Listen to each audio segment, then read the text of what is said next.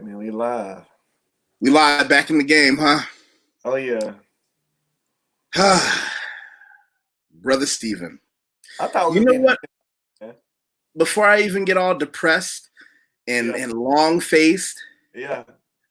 let's do this. I'm going to tell everybody a little bit about you because I enjoy it when you stop by. You kind of bring a balance to the force. You and I connected, I think, through talking about Brazil Yeah. originally.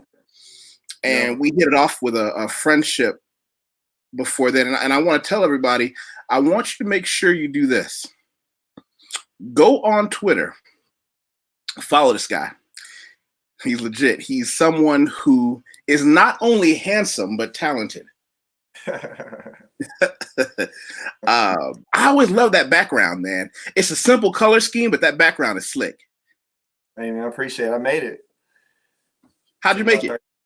I made it on Canva, man. Like I messed around on Canva like the whole time I was in Brazil and learned a lot. Okay. I use Canva for my thumbnails, except mine are a little bit more simple, I think, but a little more rusty. I like how you still have your addresses, Salvador, Brazil, and Atlanta, United States. When are you coming back down to Brazil, man? When are we gonna have this conversation over? Well, what am I saying? I was gonna say when are we gonna have this talk over coffee, but the way things going, man, who knows? Yeah, I mean, I was supposed to be like in Brazil in March. I was supposed to be there to surprise my girlfriend for her birthday, and you got the surprise.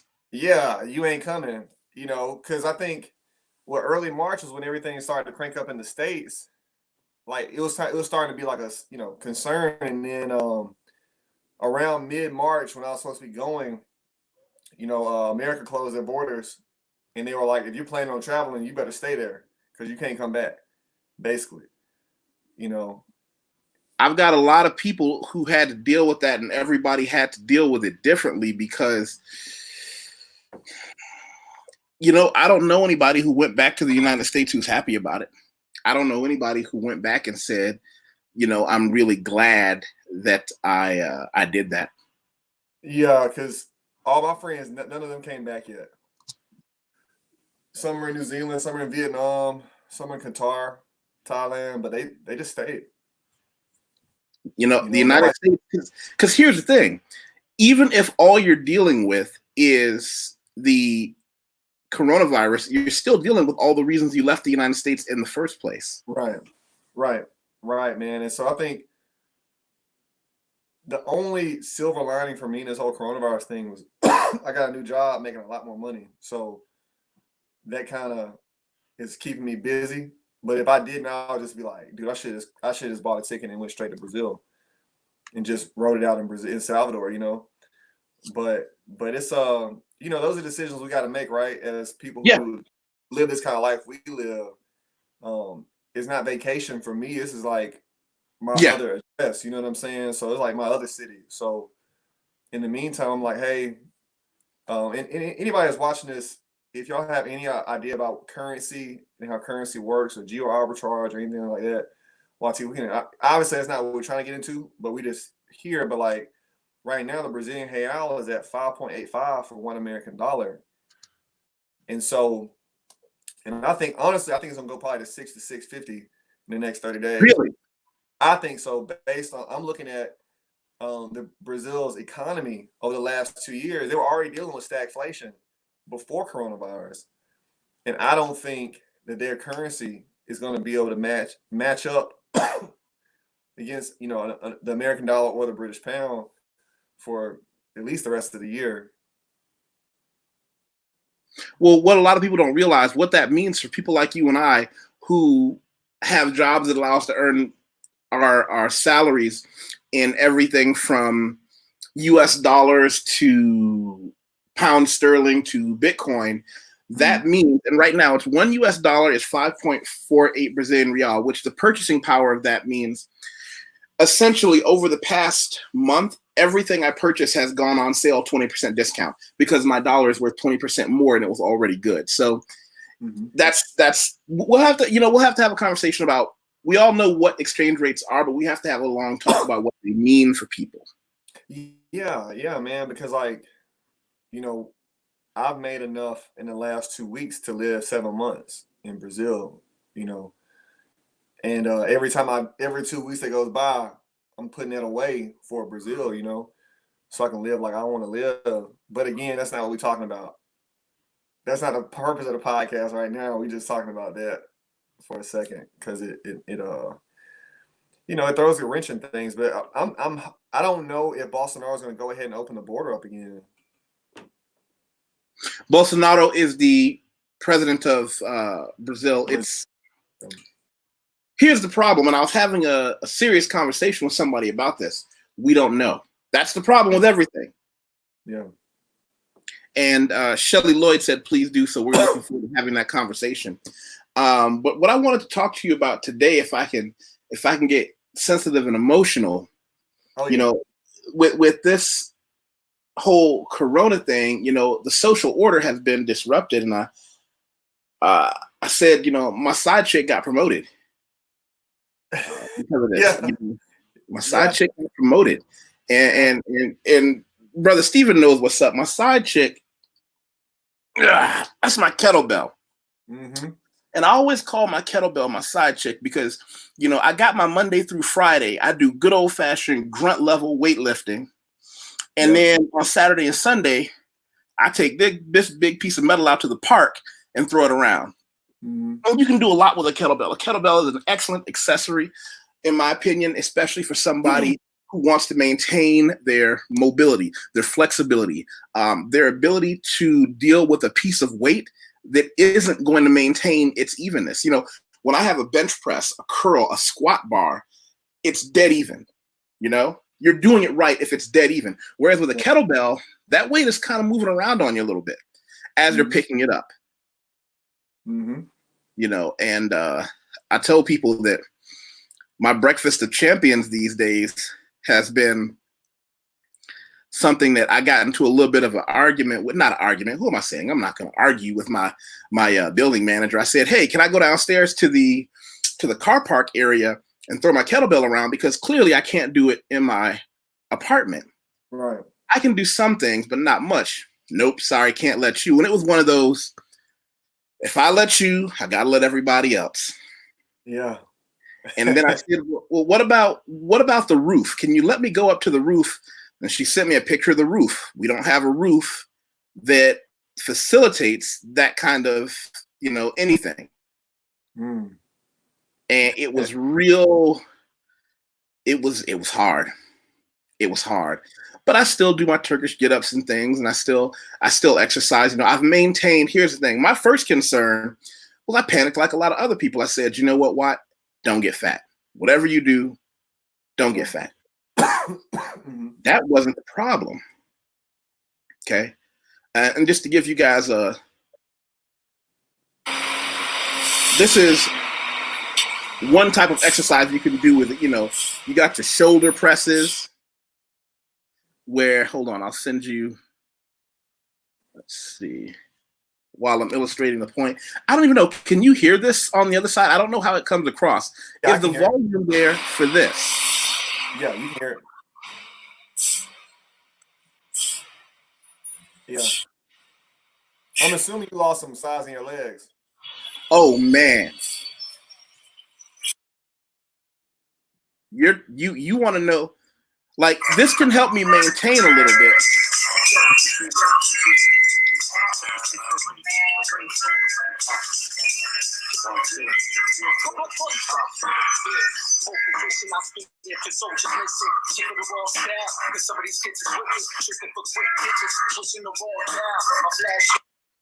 You know, and when we talk about what you have to do to maintain what you got.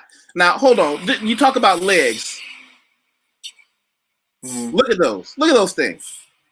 Some trunks, man. Hey. Super legit. All that goes away when you no longer have, you know, a squat bar that you can put 3 wheels on. Oh yeah, you can forget about it, man. My pants are loose now, man. Like, it's crazy. Well, here's the thing. I want to talk to you about 2 different weightlifting modalities But I want to tell you about how I feel first, because I found out I'm not the only one. And I'm one of those people everybody knows. I say, listen, I put my dick on the table all the time. This is who I am. Yeah. I found myself looking in the mirror, and it felt like, I wonder if this is what girls go through all the time. When I walked past the mirror in the bath, I went, yeah, man. Yeah. I'm not, here's the thing, I'm not losing just fat, I'm losing everything. Yeah. And it's like, I thought it was my imagination the first 2 weeks, and it's like, I'm getting soft, it's soft. And I was like, oh my goodness. And I realized how much of my ego, right, is wrapped up in, I am a weightlifter. You know, like you see those lines in there? Yeah. That no more lines. No more lines. Not right now.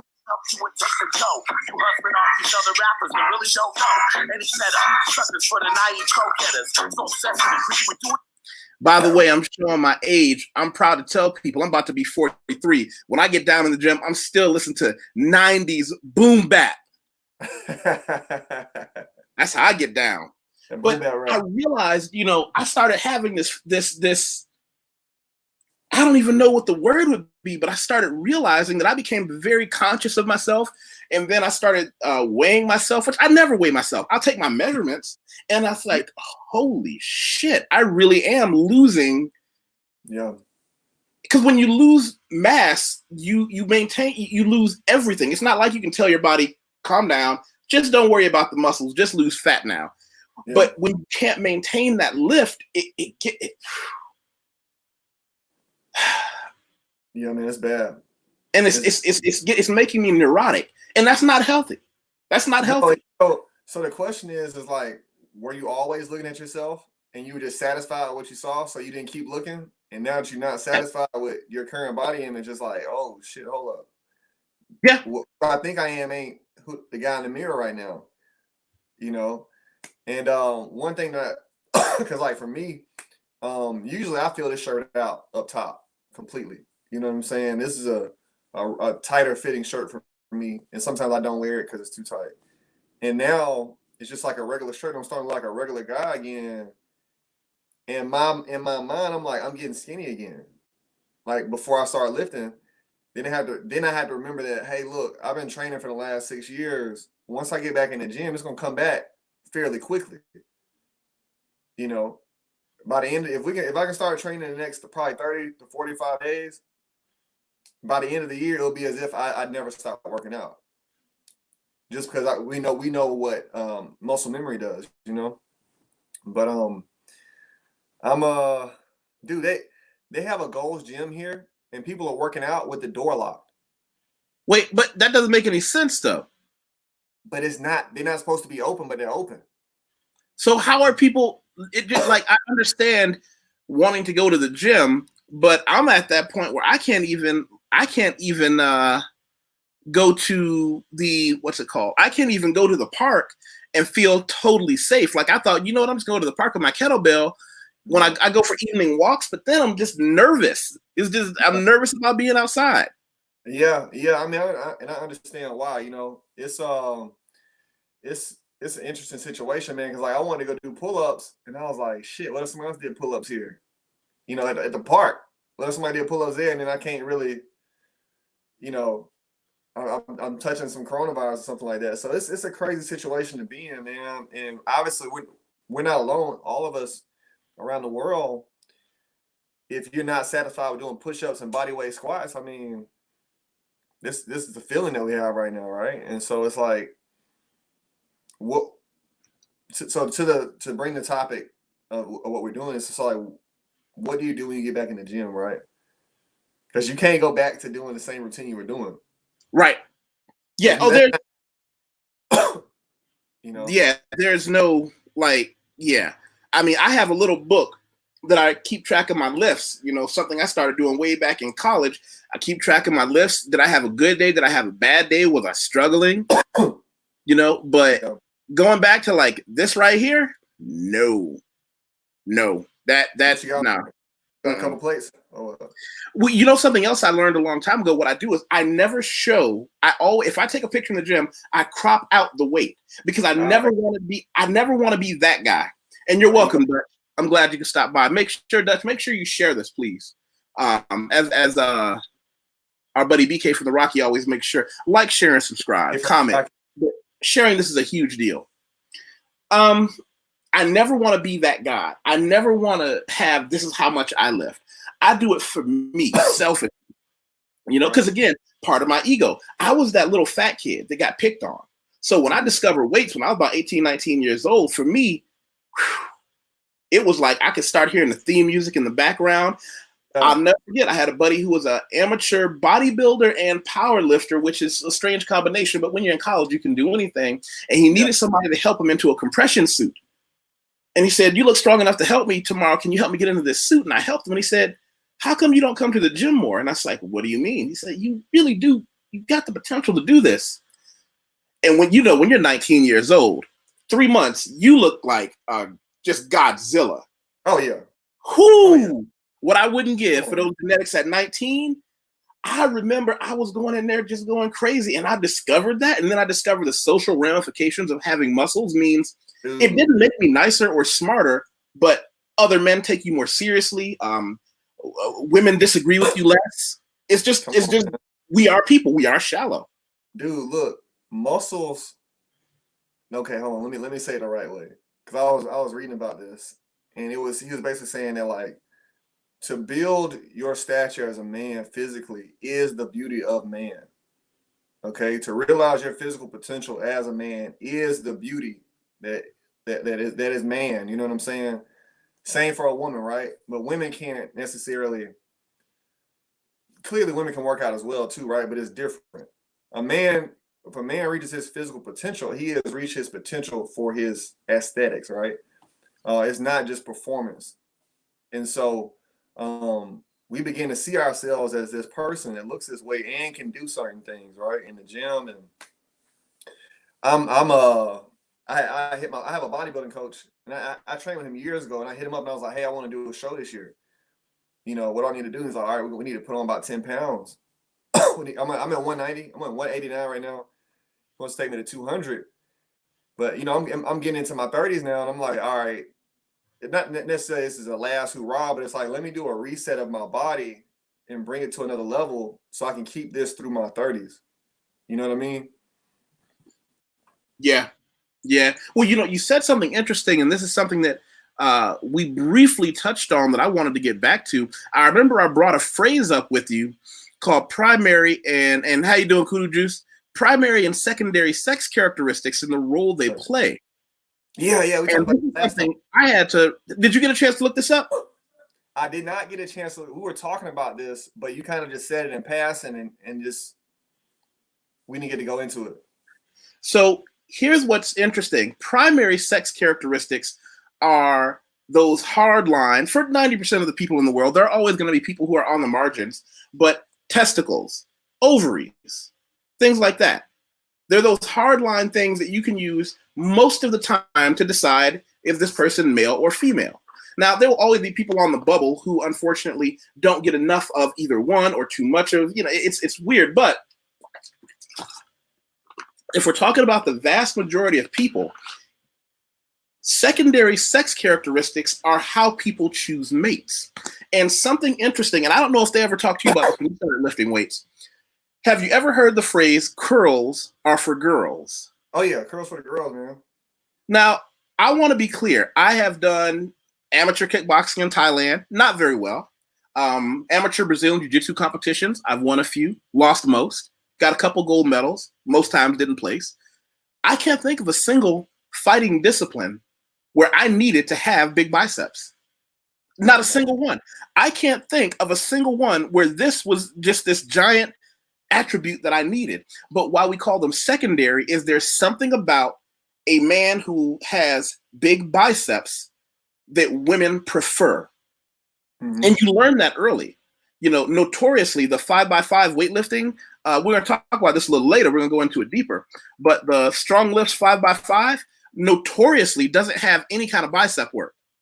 And people for a very long time could not get, by the way, his name was Mark Ripto, who was the guy who popularized it, but Strongless 5x5 is another version of it. People would say, why is it that it doesn't have any bicep work at all? Well, that's because you don't need biceps to be strong.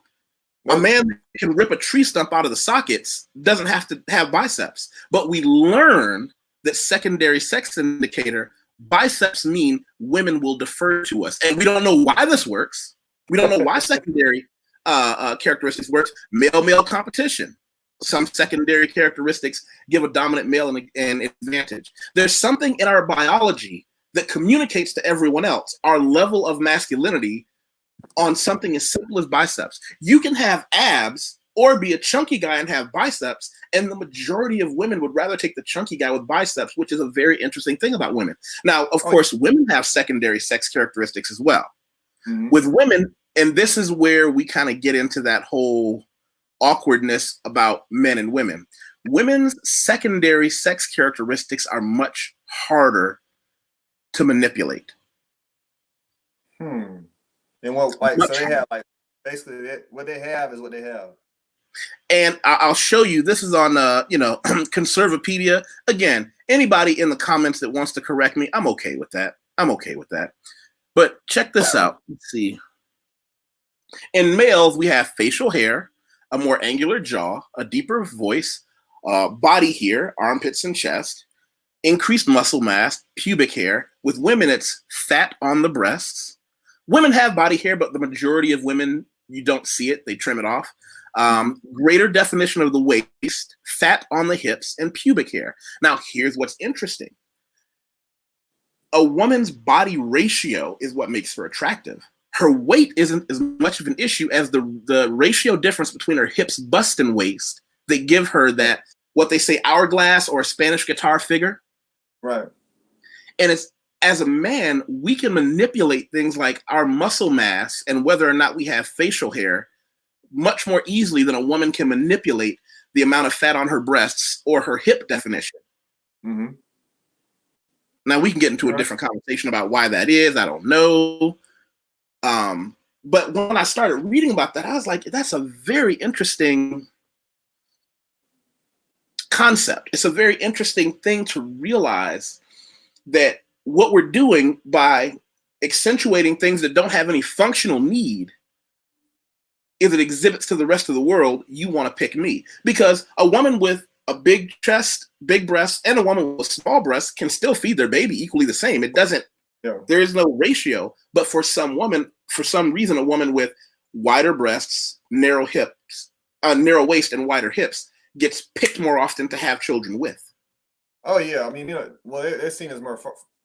They are seen as more fertile. I don't know if they're actually more fertile or not. I don't know. It's supposed to be easier for them to have children with wider hips and all that stuff. Like childbirth is supposed to be easier for them. And again, y'all can correct me if I'm wrong in the comments, but I think that's why. It just goes to like our our nature, right? But I mean, at the same time, like I think that I've always had abs, and I do not get complimented on them. Okay, but that's because I always have them and I had to work for them. I never really cared, but that was never something women complimented me on. They always complimented me on my back and my arms. Really? So you just always had abs? Well, that? I was an athlete in college too, though. So, I was always pretty in good shape. I was just slim, and then I put some size on. Yeah, well, I was that dude in college that decided, you know what? I need to put some time in the gym. Man, I just could not get big in college, man. I didn't have the consistency. I would do it for a couple months, doing just something. I didn't even like look online. I would just go to the gym and do some stuff and mess around for a bit, and then I stopped. After I got out of college, then it got better. For me, the gym has always been a sanctuary. It's always been a place where I go, I love to talk. I love to make friends. I have never wanted the gym to be that place. There are people who see me in the gym who think I'm a mean person because when I'm in the gym, I pop my hoodie up and I have that look on my face, don't talk to me. You know, I felt bad. There was this girl who tried to give me the sweet look in the gym, and I mean mugged her. I was like, "Look, bitch, can you not see I'm at work? This ain't it. This is not the time. Not the time." No. I mean, here's the thing. I can look handsome and social in a different context. When I'm here, when it's time to go to work, I don't need you to tell me how handsome I am. I don't need any of that, because again, I was that guy that had to figure it out. So I had to understand, listen, if I don't do this, it's gonna be a bad day for me. Oh yeah, man. You know, so to our point of what we were talking about was like, so how do you go back to training after you basically not train? Because I think we're like at day 50 something now. Wow. You know, I have not lifted in a gym in probably 60 days, maybe something like that. Because things were starting to get a little weird in Atlanta before they closed everything down, you know. So it's been 2 months. I don't know the last time. It's been 2 months of me not doing any kind of exercise. I do capoeira here and there since I've been here, but that's not pumping iron. I'll do some pull-ups, but it just don't do the trick, man. You know, and so it's but so anyway, the point is, so like if I'm watching this and I am a beginner, or I was somebody who's been training for like 6 months or something like that, what I would do is when I get back in the gym, I'm gonna do so I'm not a fan of 1 rep maxes, because I think that's, for a regular person, you're putting yourself at too much risk of getting injured. Right. I would go in and do so let's say my bench press max was 200 pounds, just to use round numbers. Round numbers, okay. I'm gonna put 100 or 105 on the bar, and I'm gonna rep it for a max. I want to see how many times I can do half of my regular weight. I'm gonna see how many times I can do that, because I want to check how's my muscular endurance and how's my strength. Then from there, I would start with not necessarily easier training program, but just you got to take the intensity off some and just build a base again. You know, because like for example, you've lost probably a considerable amount of strength, probably 20% of your strength right now, I would think. Yeah. And you got a lot more time in the gym than most people. So like, if you're a person that's been in the gym for 6 months or a year, you've lost basically half of what you work for, and it'll come back. Most of that will come back in 3 months, but you can't go back to your regular programming. So you got to take it back a little bit. You might have to do something like a 5x5 is always good. I'll also suggest doing full body workouts for a while. Well, watch this. It's interesting that you said that. By the way, I want to show people ectomorph, metamorph, endomorph. Ectomorph, stereotypical skinny guy. Endomorph on the other side is like me. My body is a combination between a fire hydrant and a rhinoceros. And mesomorph is kind of that balance in between. He's kind of like your all-around athlete. However, over time, you learn to work with what you have. I have friends that, you know, who at heaviest were 160 pounds. And I'm like, why are you trying to be a 200-pound monster when you could have abs next week? Yeah, seriously. You know, the only people I see that have real problems are the mesomorphs in the middle, because they have a hard time leaning out, and they have a hard time swelling up. Yeah. Yeah, I agree. I didn't have that problem. I can lean out super quick, man. If I clean my diet up, if I fast, I'll be lean for a while. And even if I eat bad, I had to eat bad for a long time for me to put on any kind of bad weight. Well, that's one thing, and we can talk about the privilege of living in a place like Brazil, where junk food costs an extraordinary amount of money. But if you just go to the market and buy a pound of beef, a pound of chicken that was alive yesterday, mind you, a sack full of fruits and vegetables, and 2 giant fish, it's going to cost you $30 US, maybe. Yeah, you know, and that's something that I noticed there. Like the cost for like Chips Ahoy or Oreos, for example, even with the exchange rate, is prohibitive. You know, like some biscoitos or something like that, or like just some chips down there. Like the price is so high, you just might as well just go get some ground beef or something like that. Like it's just ridiculous, you know. But that's good, and that's why most people don't eat that stuff.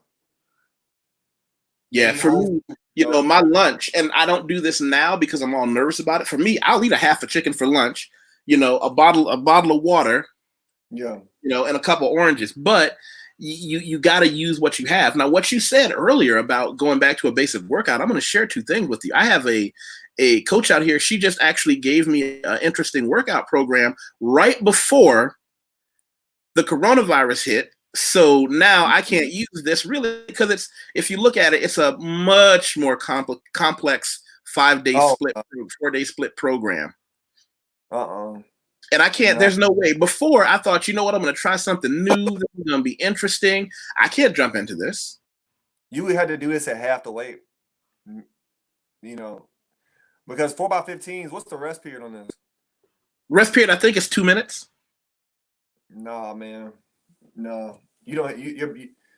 So for those who don't know, for those of you who aren't reading Portuguese, okay, and for those of you who may not have delved into too many into programming like this, 4x15s is going to take a while in the gym. For one, you got to be properly fueled before you get in there. You got to be properly hydrated, and you got to know what you're doing. Okay, if you don't know what you're doing, this type of workout is going to just be really hard for you, and you're not gonna get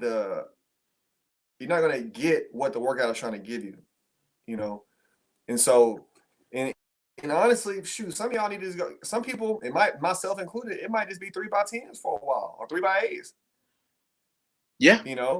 Keep it to 45 minutes, and I'm doing straight, compound movements. So a compound movement, guys, is like is 2 joints, right? So a pull up or a lat. Whoa. Before we go into that, tell them why you're qualified to answer this question. Man, first of all, okay, so I'm a certified personal trainer. Okay, I've been a bodybuilder I'm not a bodybuilder now. I will be going back into it, but I've also been training. I've trained hundreds of people at this point, in person and online, and I've gotten a ton of people in shape and in some great shape. So, I enjoy. I train men and women, but I really enjoy training men because I know what it's like to be a man, right? And I know how to. I can see somebody's body. They tell me what they want, and I see how to get them to there through their diets and through how they train their body, train the muscle groups. So that's why I know these things. But to the point I was trying to make was, I think that I will be doing 3x10s or 4x8s, 3x8, something like that. Straight squats, rows, lat pull downs, maybe some Romanian deadlifts, just everything to get my whole body moving and getting used to moving again like I want it to move. Before I would go into curls and straight shoulder presses, things like that. Because one thing we got to remember, guys, it's not just your muscles that got weaker. It's your tendons and ligaments as well. Okay? Right. So, what's a tendon and ligament, guys? So, we have all these right here. All these right here are connectors. These are things that connect our muscles into the bone. They get stronger, slower than your muscle, and they also get weaker quicker. So, you can't go back. You cannot go back to the weight that you were in beforehand because you'll damage your ligaments, right? So this right here, a lot of guys, when they come back in the gym, watch what I tell you. It's going to happen in Brazil. It's going to happen in the States. Guys are going to pull their chest, their pec muscles. Their pec muscle. They're going to put up 225. They've been doing push-ups at the house, 25 a day or something. They're going to put 225. Oh, yeah. Now, don't let it trick you. Just because you can go in, just because in the morning you do your 50 push-ups and then 50 at lunch and then 50 at dinner, you're not going to put 2 plates on and go back and be like, I'll be okay. Can I tell you a funny meathead story? Don't be like Wateef. I enjoy being strong and I like being a superhero because my ego is a part of my lifting. So I was in the office the other day and the secretary comes over and she says, "What? Can you help me with the water jug?" She's got one of those 5-gallon water jugs that has to go over the top of the thing. So what did my big dumbass do? I was like, I got it one-handed. I grabbed it by the neck, picked it up, brought it over to the table and sat it down. And the next day I was like, am I having a heart attack? It was painful right here. Go to the hospital. The doctor, she was looking at me and she's like checking this. And, she's like, you don't look like a candidate for a heart attack. You don't even smoke. You don't drink. You just woke up and your heart was hurting. And she looked at me real hard and she said, does this hurt? And she poked her finger in my chest and I screamed. She said, stupid. Heart attacks don't hurt on the outside. Yeah. She said, what did you do in the gym? And I said, nothing in the gym. I'm very careful, which I am. Mm-hmm. And she said, think about your other arm. What did you do with your right arm? Because it might have affected the left side of your body. And I went, no. Oh, dun, dun, dun. And what did that cost me? That cost me 2 weeks. That cost me 2 weeks of no chest exercise. And you got off easy. You know, yeah, I've seen guys that I've seen some stuff where, you're right. I got off very easy on that one. I got off extraordinarily easy.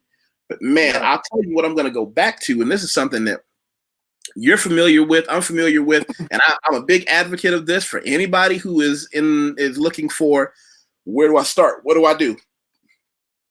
Let's see. You see that? Come on, man. I love it. That's a 5x5 right there, ladies and gentlemen. I love it. I love it.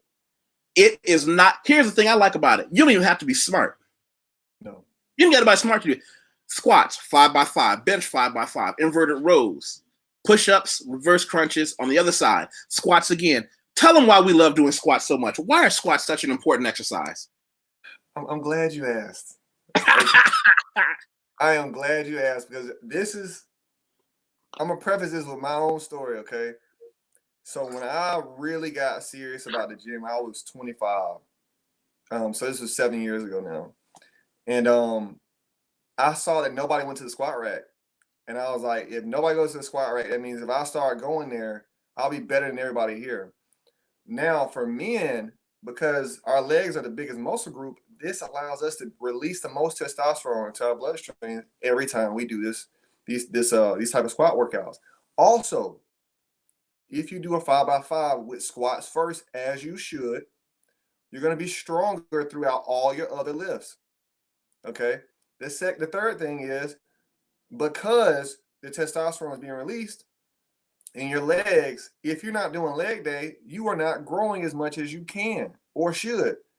Squats will make your whole body get bigger. Okay. The only people you're going to see that have big legs and small upper bodies are professional cyclists. Anybody else, if you're going to the gym like a regular person, you're going to be bigger and heavier if you're squatting. And you're going to be stronger because, so our core, which is not just our abs, it's our abs, which run like this, and you have your obliques and your lower back, right? All those connect and strengthen by doing barbell squats. So you're going to be able to have a better posture when you're walking. If someone were to grab you, you're going to be stronger because you have a stronger core, and you'll be able to lift. You'll be able to have a stronger bench even when you're not squatting, because you'll be able to push harder into the floor. And it increases your sex drive and sexual performance. Hey, squats, let me tell you something. When you get good at squats and you actually feel how it pumps, it pumps everything through your body in a way that no other exercise does. Mm-hmm. You know, when you really start to understand that good technique, getting all the way down there and back up again, when your ego isn't invested in the amount but the technique, 5x5, that's a total of 25. That's not a lot, ladies and gentlemen. But when you're doing those upper ranges, when you get to the point where you're doing your maximum 5, not 1, where you're trying to rip your kneecaps out. And shout out to all the men who came before me that taught me when I was young and they were old. Don't go out there trying to 1 rep max all the time unless you're a professional bodybuilder and this is your job. Why on earth does any regular man need to do 1 squat? No, because I know those guys and their kneecaps are like pudding now. Oh, yeah. Hips all messed up. Everything's messed up. There is a website that I just put in the comment section. I'll show everybody. It's the Strong List 5x5 website. Great website. You can actually get this whole program. It's been around so long. They map it all out for you. And one of the things that they do is you can actually get the workout planner. It's a free app that you can download to your phone. And I think to pay for the upgraded version is like $5 a month. Go on and get it, because I'll tell you what the upgraded version does for you. The upgraded version maps out your plates for you. So let's say it maps out, it's a linear progression. Linear progression means every time I go into the gym, I'm going to put, let's say, 5 pounds on this bench press, 2.5 on each side. Mm-hmm. It keeps track of all that for you. And when you put in how many you got through on that set, if you go up or down too quickly or too slowly, it'll adjust the rest of your weights for you. So you're not like, you know, this old school meathead sitting on the bathroom, you know, because you don't want to take up the squat rack. You're sitting down somewhere with a pencil calculating, well, I didn't hit this one, so I got to go down by 3%. And that math, no, it just says, listen, hold on, slow down. You went too heavy on this one. We're going to peel it back for your next workout, and it'll automatically be programmed into you. And here's how you arrange your plates. I'm a big fan of it. Yeah. Yeah. So let's go back into that for a second, because I'm going to give y'all the reason why. Okay, so when we're lifting weights, I'm not going to go into too technical, but we use different energy pathways. Okay, so if we're doing a 4x15, which YusefWateef showed earlier, a 4x15 uses a different type of energy pathway than a 5x5. It also taxes the nervous system a different way. The 5x5 does it a different way than the 4x15. So you got to keep those things in mind, guys. A lot of people think that when you go to the gym, you're just lifting your weights, with your muscles. But our nervous system is talking to our bodies this whole time. And you fry your nervous system in the gym every time we do that, right? So, like, you got to keep that in mind when you're doing things like 5x5s. Because, okay, you normally can squat 345. So you try to do 5x5 on 315. You're not going to lift heavy on anything else. Going that heavy on squat, you're doing 85% max at 5x5. I think, so again, we talking about, you're not a beginner, but you have been off for a while. I would do 5x5s at 60% and start from and start going back up from there to let my nervous system, my ligaments, and my tendons catch up to my muscles. You know, because our mind is going to say, you got it, just go push for it. But you got to let everything else catch up. And you got to defuel properly. Well, let's do this. We got a question and shout out to Kudu Juice, squats and deadlifts, baby. And yeah, squats get the testosterone going. Mm-hmm. Life is said, can someone get an optimal shape? Can you hear the motorcycles out there? Yeah. There's some kind of a secret drag race area that nobody can see, because I'm in a residential area. You shouldn't be able to go more than 1 block without having to stop. But there's some place that we can't see where they discover they can drag for a couple blocks, and I don't know where it is. But if I find out, I'm snitching. I'm definitely going to the cops on that, because I'm like, I hate that. I think I'm getting to that angry old crunchy uncle stage in my life. You kids are making too much noise. It's 8 o'clock. Why aren't you at home in bed? But he says, can someone get an optimal shape just doing body weight exercises, push-ups, dips, pull-ups? Now, here's the answer. What's optimal for you? Come on. Yeah. Do you have a picture of what you want to look like? And then you find out how that guy did it, what workout programs they use. Are they honest about whether or not they use steroids, whether or not they're natural, which is, again, either way is fine, but you got to find out. Find out what's optimal for you. If optimal for you is one of those guys who says, I want to walk around at 14% body fat all year, that's great. If you're one of those guys that says, I never want my squat to go under 400 at any point in my life, that's optimal for you. But both of those are equally difficult. Well, so let's go to that. Body weight exercise. So first of all, you don't get to skip out on all of the techniques that are involved in lifting conventionally, right? You still have to do pyramid training. You still have to do strength training. You still have to do flexibility and mobility and all those other things. And you have to study body weight training just the same way we study conventional weightlifting, right? Or conventional bodybuilding. And then on top of that, you have to have a good understanding of aesthetics, okay? Until you understand aesthetics, you cannot properly conceptualize how to train, because you don't know how to train to make your shoulders look a certain way or make your back look a certain way. Or why is my lat wider here and it's not wider there? Or how do I add thickness to the middle of my back? Like, these are all things that still tie into conventional weightlifting, because that's where everything came from, right? We got all this stuff from the classic eras of bodybuilding, right? And so when you ask that question, then can you eat how you should eat to make a body look that way? Mm. You know? So that's the And next then thing. you got to also understand, what is your body's default? What kind of body type do you have? Yeah. Yeah. So it's a lot there. Because here's the thing, right? Steven, what do you weigh right now? 189. If I got down to 189, call a doctor because something's wrong.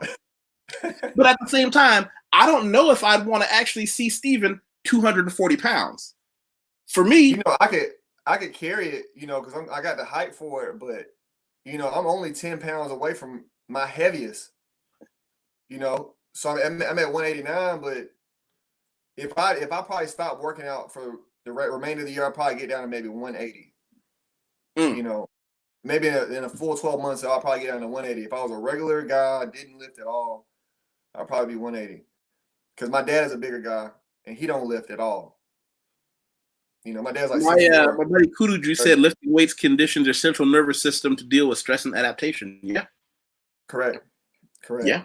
And with that being said, I want to talk about this. If you're lifting weights, you need to be taking nervous system support supplements. So like magnesium, zinc, your amino acids usually will take care of that, but you got to take care of your nervous system. Well, here's the question. Is that necessarily true? Because what happens when we don't take those supplements, but you're in a situation in life where you can eat like this, where you can say, okay, here's one of my meals, or yes, I don't need to take supplements because unlike most Americans, I'm eating vegetables that are just lightly blanched. I am eating white rice. I'm not eating a mountain of white rice. Right. What happens when you can say, what, I'm going to make sure that, and here's another one, shout out to the Brazilian street markets. When you can go outside on a Sunday, well, for me, my neighborhood is Sunday morning, and this is what I look at. Look at this. Just hold on a second. One of the things that's the easiest and fastest way to learn a language is when you go shopping. But one of the things as an American expat that I also had to learn was the metric system, because everything. Did you catch those prices? Dude, they're insanely low. I have a whole bunch of pictures I took of all those type of little fruit stands. Dude, you can get a coconut for like 50 cents American. Yeah. A pineapple, like $1, maybe $1.50, something like that. So we're talking about supplements, right? But here's the thing. What happens when your diet also consists of all those things that carry those essential oils? Like, look at that. Oh, man. Now, keep in mind that price you see is in reals, and that's a kilo. That's 2.2 pounds. So if we say, let's do a quick math on that. Let's do quick math. 68 BRL or USD, and this is old price. Okay, so that means you're paying roughly $12 a pound. Roughly $12 a pound for that fresh tuna on the corner. Man, they had a lot of shrimp in Salvador. I ate a lot of shrimp. I ate a lot of shrimp. I ate a lot of beef, and beef was cheap in Salvador. It's very inexpensive to eat well there. Now, obviously, everybody doesn't live in Brazil, and that's why they need to 15 for 10. Come on, man. 15 for 10. That means for what are we gonna call that? $3 you get 15. And shout out to Ugly Fruit. A lot of people don't understand when you get fruit that was picked off a tree yesterday, that some farmer out in the countryside just grew it. Fruit isn't uniform and it's not all pretty. But I promise you can crack one of those oranges open and get more sugar than you're gonna need all day. Man, sugar de laranja. Man, look, them green oranges in Salvador. My God. Woo! Look here, man. You can get a glass. You can get a glass of oranges on the street for 2 real in Salvador. 50 cents. It's like 35 cents right now for a glass of orange juice, man. Fresh. So how does your diet fit into your fitness lifestyle? So first of all, with no diet, there is no fitness lifestyle. Currently I am intermittent fasting. I started doing this probably like when I got into my 30s, I started intermittent fasting because I realized that I couldn't eat regularly and maintain the weight I want to maintain. Now I'm eating at about 12 to 1 o'clock every day, and I still eat a considerable amount of food. But then I stop eating around 7 or 8 o'clock, and that's it. And because of that, I'm able to still, even working 70 hours a week at a desk and not training, I still have a six pack. You know what I'm saying? And that's because of intermittent fasting. And I'm eating a lot of meat. Do you want to show? No, show. Hold on, man. Come on, YT. Come on, YT. I'm ready, dog. I ain't playing out here, dog. He said, "I'm not playing." When you're not training, you have to double down on your diet. Yeah. You know what, man? I'll tell you what hurt me, because that other meal plan you saw, I ate about 3,000 calories a day and could burn it off with no problem. Right. But when you're not in there under that squat rack, that 3,000 calories, that's not. I'm down to about 1,200 a day now, because I like to eat. Everybody who knows me that comes to hang out with me, I like to eat. Eating is fun. But speaking of squats, we were talking about this the other day. He had a dream because he's stuck in the house just like everybody else. And we were talking about having strange dreams. And he said, "Well, I had a dream I was squatting." I was like, I can relate. He just been in the gym so much, he just start fantasizing. You start reaching out like you got to change your plate. Like, yeah, man. Like, one thing that I don't know if we talked about this, but my hands are starting to get soft, man. Yeah, we did talk about that. We talked about how when you have those working man calluses from gripping iron, and then your hands get soft. It's like, wait, where am I? Again, that's the ego. Those are those small things that, this is the kind of man I am. Yeah, my forearms are getting smaller every day, man. Like, I'm like, what's I'm losing. I have no more chest. The shelf here, it's gone. It's gone. Like that protrusion, that up there protrusion, it's no.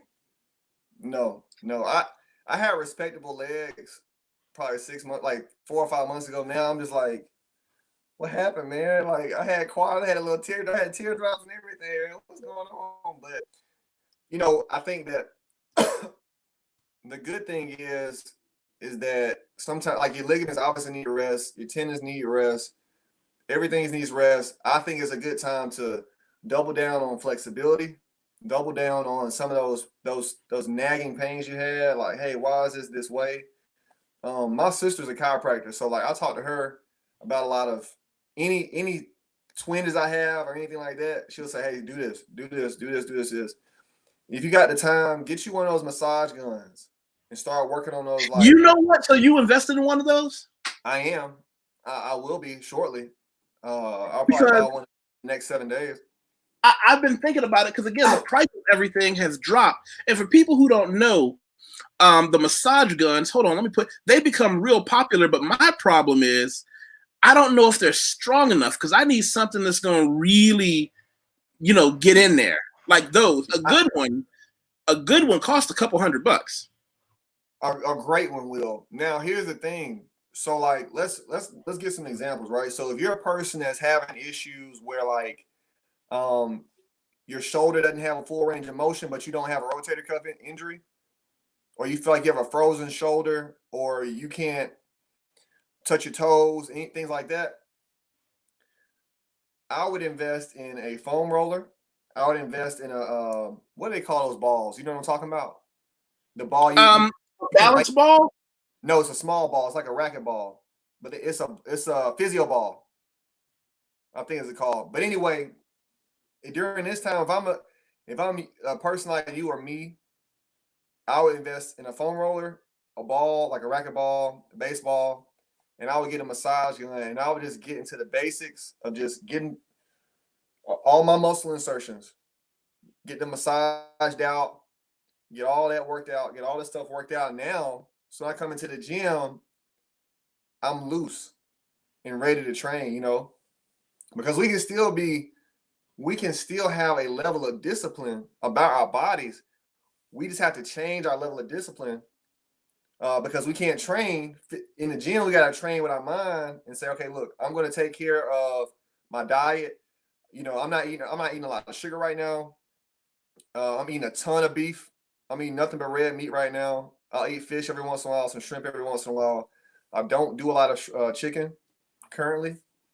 I'm staying away from most carbs most days, and that's keeping me lean.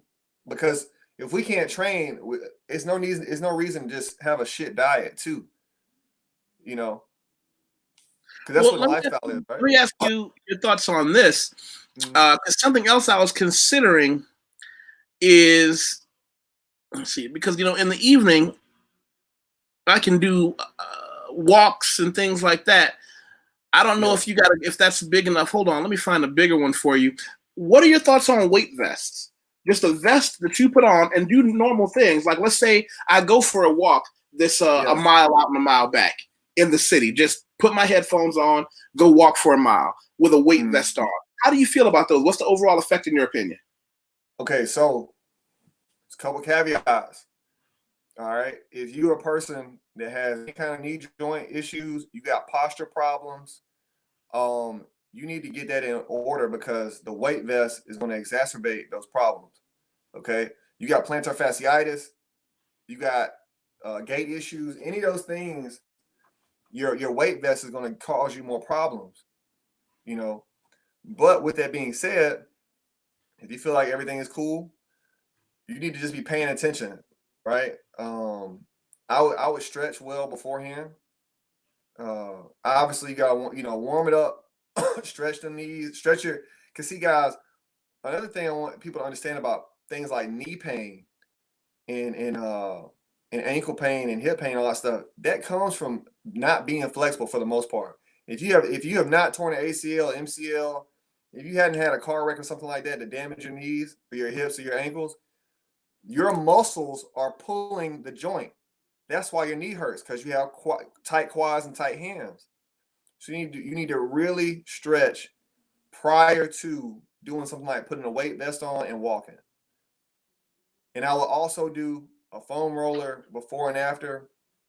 Again, guys, these are all things that just gonna working out is not just lifting weights. It's the warm up and then the post workout. And these are all things that take care of the muscle so they can grow and take everything that you were trying to give to it, you know. Well, I'll tell you what my thing is when you talk about what repetitive motion and things like that can do to you. I have a problem with my gracilis muscle, and I'll show everybody a picture of that if you haven't. If you don't, let's see there. The gracilis muscle is the muscle on the inside of your thigh, between your legs. If you do a V stretch against the wall, that's a great example of the gracilis muscle. You see that red? Mm-hmm. That's the gracilis muscle. And you have to do what I was trained to do is you do a V stretch against the wall, meaning where is it? Where is it? I know what you mean, though. I'm trying to find a picture against the wall because it seems like a simple stretch, but when you do something like that, just with the weight from your own legs, and you've got a tight gracilis, I mean, there are times when my eyes would water up. Yeah. Because I blame it on because of the way I play Brazilian Jiu-Jitsu. I play, and I don't get to train as much as I used to. I wish I could get back to the gym now. I play something called a deep half guard, where on the bottom, I'm manipulating my legs really tight. I'm that guy on the bottom, and I use it to throw people over, but it's, my inside leg muscles have to be real tight. You have to really have that microscopic control over where the pressure is. And I blame that for why my gracilis, is always tight. I see. We had a question. What is the cost of getting a massage? I'll tell you, I found one place in the Japanese area that had good massage, but I'll tell you this. In Brazil, I haven't had a quality massage. I've only seen one or two of my friends suggest one or two places, but also I'm spoiled. I started getting my massages in Bangkok, Thailand, where there were these people who were trained at Wat Po Buddhist temple. You know, there was this lady who one finger, she would stick it into my chest, and I'm literally frozen and in pain, and she'll wiggle it around. I'm about to cry, and when she releases it, I just collapse from just every nerve in my body just opens up and relaxes. You know, Yeah. or in China, where I would go, these guys, they look like mercenaries. They would wear black pants and a black shirt, and they were all weightlifting looking dudes. And you go in, and they would have a skeleton against the wall, and you would talk about, because I didn't speak fluent Mandarin Chinese, and they would say, I'd say here and here. And I showed one guy a picture of jujitsu, and he went, and he called his friend over who also did jujitsu, and he says, now I understand. And he was going to work on me, and it feels like Asian massage is not like Swedish massage. People think of massage as this thing where you lay down and you just kind of relax and go to sleep. In Asia, they get in on you. Like, you don't get to relax until after you get home. I mean, they're jumping off the sofa. Bam! You see this grown man crying because some 85-pound old lady took her hands and just twisted one of my muscles like that. But afterwards, I'll tell you what. You know, Brazil is a bit different when it comes to service industries. Comparatively speaking, like, and YT, you live in Brazil longer than I have, and you live in Sao Paulo. It's a bit different in Salvador, but like, maid services are big there, but things like massages are not popular. You know, you have a few spas, but I mean, for a city of 3 million people, it's really not as big as you would think. It's dense. It's dense. It's very dense. Yeah, and so it's a bit different, you know, because if I could have got a massage, I would have got one, but I never saw it, and I never it was never something that was like, hey, I'm about to get a massage. I'm about to send my wife to get a massage, or I know a masseuse. Like, it just wasn't a thing, you know. Really? Yeah, and then, you know, also, like, Yeah. Salvador's a really chill place, man. It's really chill. So, like, a lot of the times people need massages because they're stressed out, you know, and people are so relaxed there. I feel like I needed one. Oi, gente. Hey. Como vai você? So get this. I'll show you something else. Let's see. Brazilian maid service is, I hope everybody gets a chance to look at this one, because I talk about living here quite a bit. And in one of my conversations, I talked about my maid that comes to the apartment. And people got like, they really got their underwear twisted over that. And I was like, well, first of all, fuck you, and let me explain why. And I went into why, you know, smart people leverage time. I'm going to pay her to spend 4 hours doing something that I could do, but in that 4 hours, I can make far more money than I could but see, some people don't think in that direction, you know, and and I had some people look at me like, well, why do you think you deserve a mate? I don't deserve it. I hustle my ass off for one. Life doesn't give you what you deserve. It usually rewards the guy who's willing to work the hardest for it, good or bad. That's another conversation we got to have. How old were you when you realized good guys and bad guys didn't win because they were good or bad? It was generally the guy that was willing to go the hardest that won. Like, when I was a kid and I realized, wait a minute, if you have a bad guy that's willing to go hard, he'll be the good guy. Look, man, life ain't the movies. Okay, good and bad is a gray area. Just because your kids think you're good, your mama think you're good, don't mean you're good. You're just average. You are the walking embodiment of apathy. Okay, no one cares. All right, and if you go ahead and just believe that and put it in your heart that you are nothing and you mean nothing, then you can start to say, all right, now I got to make myself something, and now you become a winner. All right, it ain't good and bad. It's winners and losers. That's what life really is. You know. We could have an entire conversation on that one, but people don't want to get it. To the point of the maze, right? So we had a maid when I was a kid. So that was not new for me. You know what I'm saying? When I got to Brazil, I started like, my friends would come by the house. So so we gotta preface everything. Okay, so guys, in Brazil, they are much cleaner than Americans. Like, a multiple exponentially cleaner than we are. Okay. And so I had a place in Luna Plaza in Salvador. It's a really nice apartment. And I think I had some dishes in the sink or something like that. And I hadn't swept up in a couple of days. And my friends came over and they were like, "Hey, you need to get a maid." And I'm like, "What? I don't need a maid. I'm good. I can clean up on my own." So I didn't get a maid. I moved to another apartment. And so in Brazil, in Salvador, they have apartments called apart hotels. And these apartments come with maids that come every day. Mm. Okay. And so I had my next apartment this is the second time I came to Brazil, YT. The second time I came. So my maids came every morning at 9 o'clock. They washed my dishes, they made my bed, they cleaned my bathroom, and they washed my clothes.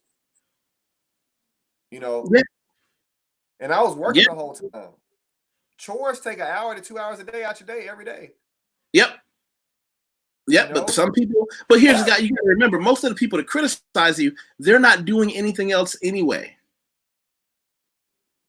no, You know, they're not doing anything other than just, being around. So for them, that time they spent dishwashing, it's not like they were doing anything else, just, positive.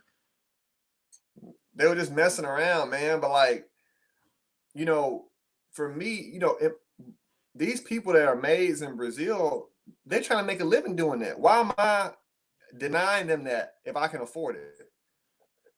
You know what I'm saying? My maid in one of my apartments, she came by. I paid her $150. She cooked me food for 3 days, cleaned my whole apartment up, washed all my clothes, and that was what, $25, $30 American, something like that. Less now. And she worked for 4 hours, and she ate with me. She ate the food that she cooked. You know what I'm saying? So it's like it's worth it, man. Like when I have kids, I'm having my kids in Brazil because they're gonna have a nanny and a maid. Mm. Because I want that for them. You know what I'm saying? I want that for them because I'd rather them have. Because see, in America, we have nannies. They just all spread out in a daycare. You know? Some people they don't want to listen. They don't want to No. listen. And then you don't But hey, look. go ahead. And then these guys, oh man, I want a woman that clean all that stuff. Yeah, that's cool, but why burden the woman you with her cleaning up every single day when you can just get a maid? But whatever, man. These guys don't know how to leverage everything they got. If you with somebody, leverage her to leverage her smarts. I don't want her cooking and cleaning all the time. I need you to think. But here's the thing, and I had a conversation the other day on my friend's channel. We were talking about how, unfortunately, a lot of men, their standard for a woman isn't that she actually be smart. I'm not saying, listen, some people don't get the same educational opportunities as others. The problem is, if you're a man that's worth it, your priority should be able to go out and say, why don't I find a woman that's educated and got some other things going for her? So instead of her washing dishes, she can show, hey, we're both bilingual. Let's go secure this bag. Come on, man. You know what to say.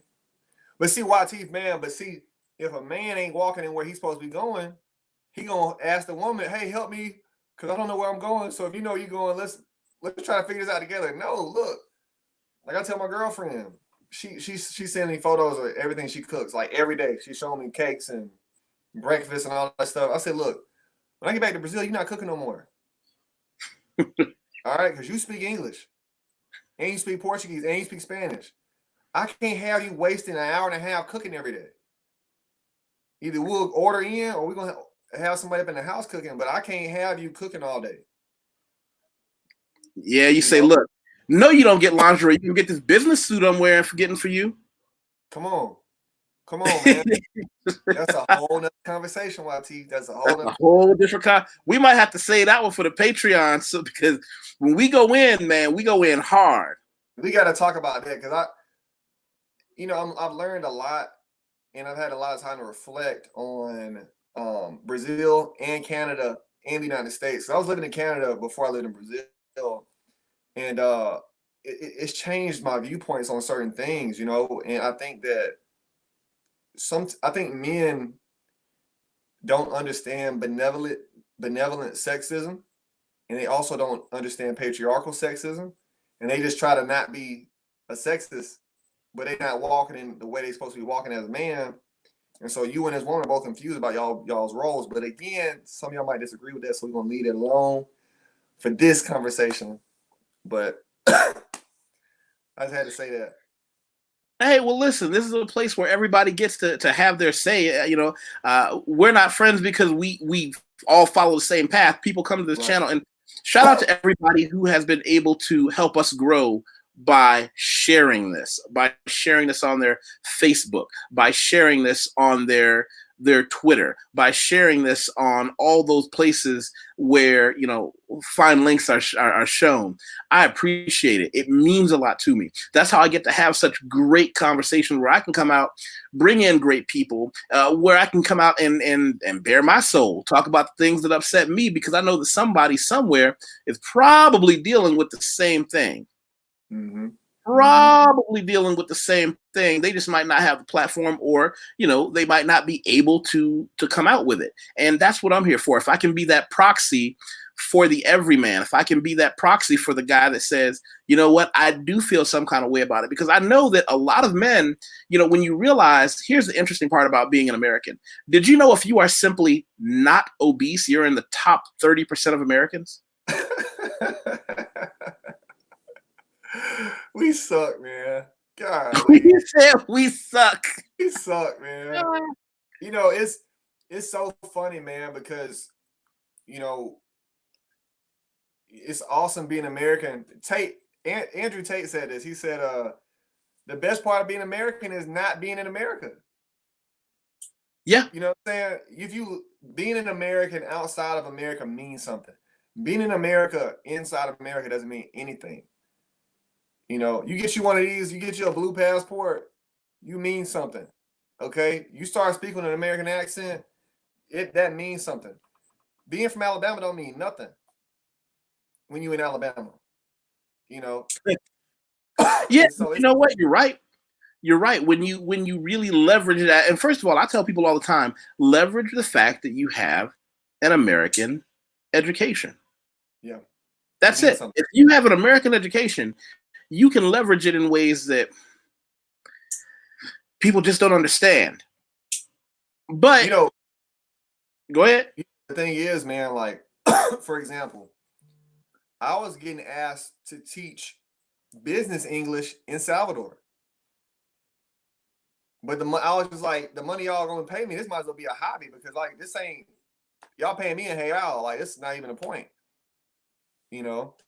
But it's so many things, guys, like, and not to say that American education is just so good, but if you went to college in the United States, you got a pretty good education, comparatively speaking. You know what I'm saying? Yeah. And if you're, because of like, and I'm speaking specifically about Brazil, but because so many people there have not experienced high levels of capitalism, high levels of just the things that we have in the States, they don't even get the books at their bookstores about the things we read about.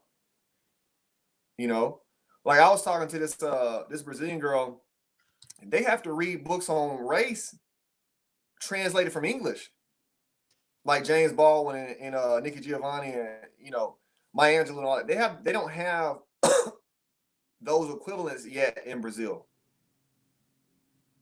And that's just one topic. We just talking about race, but so many other topics like business. Their business is not at a sophisticated level yet. Their economic system. Well, here's the thing. I would disagree with that, because a lot of the people I deal with are those businessmen that are at that level. It's simply not as accessible. For example, if you're in the United States and you have, let's just say, a basic high school diploma, if you are ambitious, you can go out and find the tools you need to educate yourself to a higher level. Here, they don't have a lot of that. They don't have the MOOC courses that I always tell people about, that you can go online and say, I'm going to go learn Forex. I'm going to go learn, all those things. For example, hold on a second. How to... On a Patreon, which I hope everybody here gets a chance to look at, I did a how to Forex with a guy who is an accomplished person in Forex, and he sat back and said, I'm going to do a skill share with you, Wateef. I'm teaching him cryptocurrency information. He's teaching me Forex.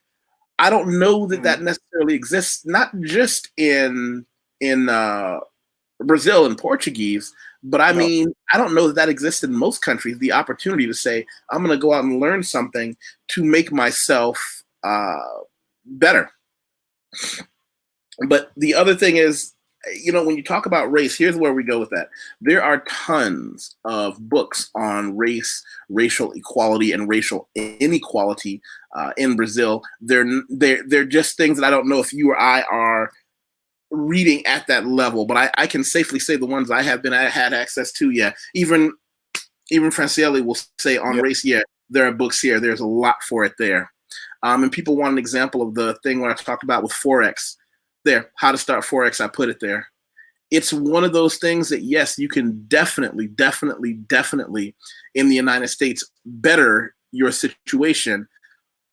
But here they don't necessarily. Here, their school system makes our school system under the age of 12th grade look good, which is a tragedy. It's a tragedy. It's a tragedy. Let me show you guys something else. Just, oh, wait, hold on.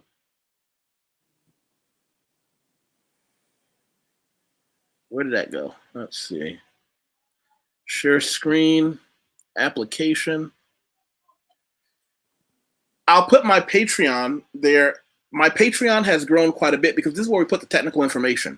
I talk a lot about living overseas. Well, this talks about the paperwork you need to live overseas. I talk about building other ways, other streams of income. This is where I give the hardcore information on how to do it. I'm not going to make people read through all this, but what I will say is I want everybody to make a point to take a look. This is something that is a good chunk of some of the success I've had here. I've been able to work with a lot of people on those things, and it makes me feel good. It makes me feel great to be able to do that. Look, let's I'm gonna talk to the people about what you helped me on. So, like, you know, YusefWateef gave me that. He gave me everything I needed about Brazil, and he's helped me a lot with just money in general. And I think if y'all need some help with that, if anybody's watching this, I don't know when you're watching, just shoot him a message.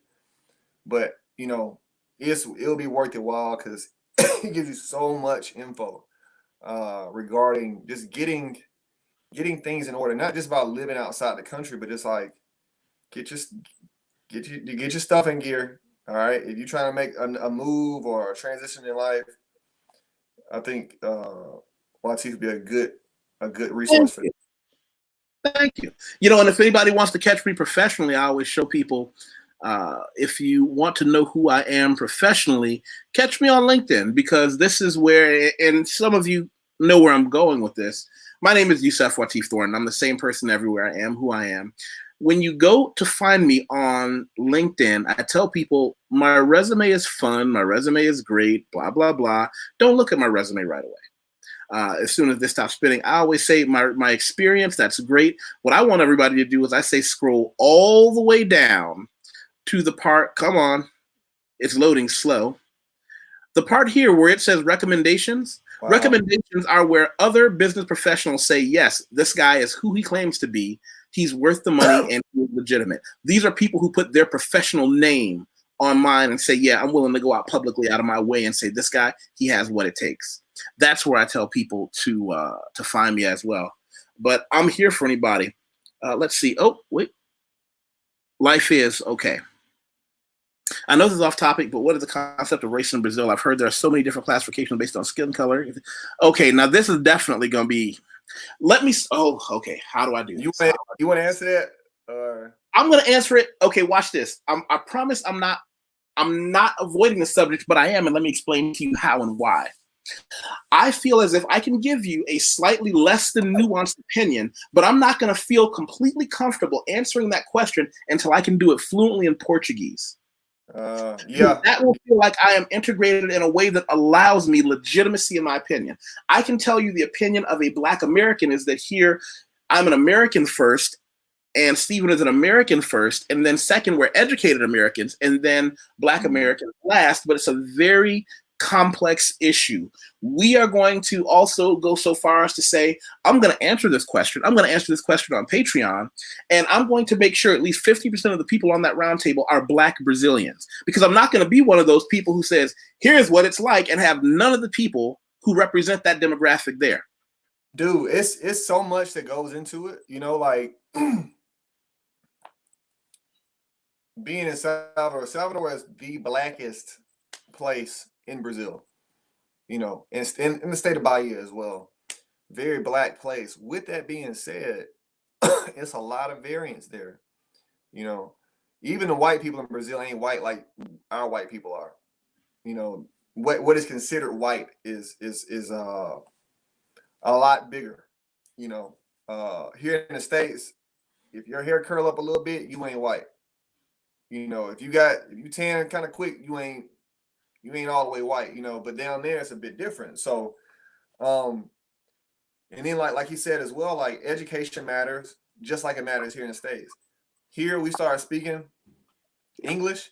Somebody knows if you're an educated black person or not. It doesn't matter if you're dark skinned or light skinned.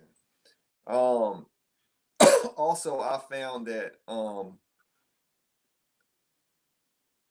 what we know as the police is different because here in the States, Steven, for lack of better words, Steven, let me tell you what's happening right now.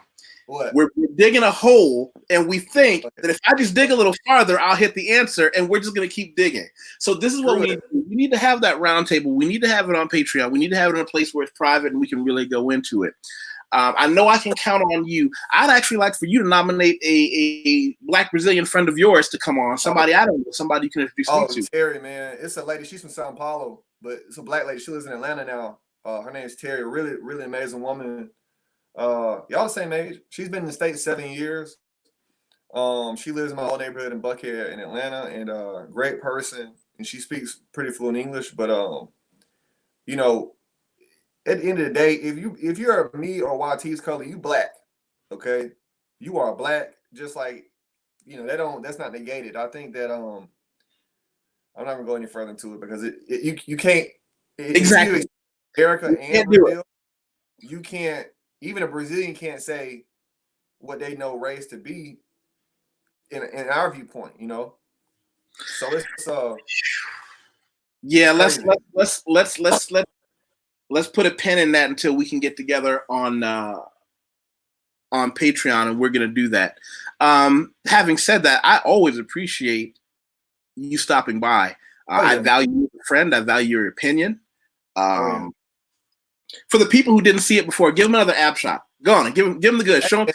Look, this is just off of eating well. Okay, so during quarantine, ladies and gentlemen, I'm not doing any sit-ups, and I do not do sit-ups. I don't do crunches. I have not done crunches and sit-ups in probably a decade because I just don't believe in them. I believe in compound movements to get core strength because the only time you're doing any type of sit up or sit down is when you're getting out of bed or you get into a car. That's not enough for me to change my posture to be doing abs and stupid stuff like that. I'd much rather be in a squat rack. You build muscles. You build muscles in the gym. You build abs in the kitchen. Come on. And so, you know, I'm eating probably 80% carnivore. I had spaghetti 2 days ago. I'll do a refeed day probably once every 5 days now on carbs. So right now, if I were in the gym, I would be flat usually. But to me, at my age now, I think that it's better for me to eat this way than to eat how I was eating. You know, because you know. All right, and I want to say thank you to all my friends in Brazil that popped in. I want to say well, first of all, Life Is gave a great question, and I also want to say thanks to Franciele. I want to say, hey, Gabriel, you got to come back, come in a little earlier for us next time. Yeah. In the South, are you growing your afro out? Huh? Are you growing your afro out? No, man. I wanted some waves, but I can't get a haircut, so I'm having to because I've had to learn how to doing my own because I can't go to my barber. I usually go to the barber every 3 or 4 days to get this all lined up. And I'm using Magic Shave actually right now. Magic Shave and an old credit card to create lines. Wow. And 90% of the time I get it right. Every now and then I'll go onto one edge. It's just a friend of mine, she looked at it and she said, how come every time I see you in a video, it looks like your mustache is growing? I said, it is. It's just belligerent. It's just belligerent. Yeah, man. It's a funny beat. I like it, man. I think I'm gonna learn how to cut my hair. I think I'm just gonna take the time and learn how to just cut my hair, and you know, because I want to. I don't like looking like. I don't like. What happens is I start playing in my hair, and I just start just screwing with it. You know what I'm saying? I'm just like, all right, I can't Here's do the it. thing. If we stay on this quarantine, I think you're gonna learn how to cut your hair too. But here's the thing: do it early, because if you make a mistake, you still got a couple weeks to recover. Right. But you know, the crazy thing is, man, is like I wanted to work from home job, and now I have one, but I'm scared to go back to Brazil with the company's computers because I'm scared the VPN might not work or not because of the country's internet changes. You know. Yeah. Okay. Well, maybe I can call up some of my friends. I had a VPN. I had a VPN in Brazil, but it just slowed everything down for me, man. I had my own VPN. Yeah. You know how it works, but it just made things a lot slower. And for me, I'm using my Ethernet, and I'm still talking to people, you know. And so I need good internet. And Brazil normally has pretty good internet. If y'all don't know that. Yeah, I'm on Wi-Fi all the time, so it's one of those. I understand what you're saying about you. You got to go. Well, see, I have a good Wi-Fi. I run with private internet access. They don't keep logs. Who were you running with before? I'm not gonna get too tough into that, just based off my job. But oh, never mind. But yeah. But let's not even talk about that publicly. Let me click the end broadcast button before we say something incriminating. Yeah. I'll talk to y'all later. Bye.